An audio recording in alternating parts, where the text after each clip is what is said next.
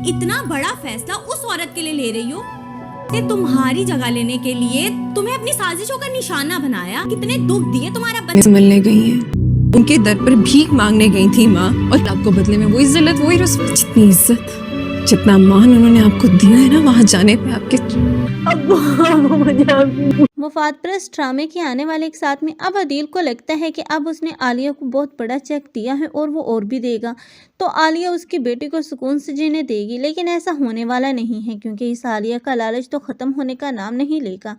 आखिरकार अदील होगा जो कि तंग आकर, अब क्योंकि आलिया नहीं चाहेगी कि उसकी बेटी की रुखसती अब उसके घर से हो और उसे एक भी रुपया खर्च करना पड़े। वो तो सिर्फ दौलत इकट्ठी करना जानती हैं, इसलिए अब वो चाहेगी कि अब सारा जिसकी रुखसती उसके बाप के घर से हो और जो कुछ भी हो वो उसका बाप ही करे। इसीलिए अब अदील और रूहान आएंगे और ज़ारा को ले जाएंगे, और ये ज़ारा को अब खाला होगी जो कि पट्टी पढ़ाएगी कि वो इसलिए अब अदील को ये हक दे रही है क्योंकि वो बाप है उसका। लेकिन दरअसल ज़ारा तो फ़िलहाल भी नहीं जानती कि वो उसकी खुशियों के एवज़ बहुत बड़ी कीमत ले रही है उसके बाप से।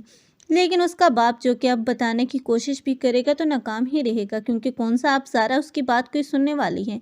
ज़ारा फ़िलहाल अब हादी के साथ शादी भी कर लेगी, लेकिन शादी के बाद भी वो खुश नहीं रह पाएगी, क्योंकि अब वहाँ पर ये मरियम मौजूद हैं और ये खाला है जो कि अब नहीं चाहती कि ज़ारा सुकून से रहे। इसलिए वो मरियम को लेकर अब ज़ारा के दिल में बदगुमानी का बीज बोने करती हुई नजर आएगी। लेकिन रूहान जानता है कि अब इस ड्रामे के पीछे भी अब ज़ारा को नुकसान पहुंचाना सिर्फ और सिर्फ दौलत इकट्ठी करना है।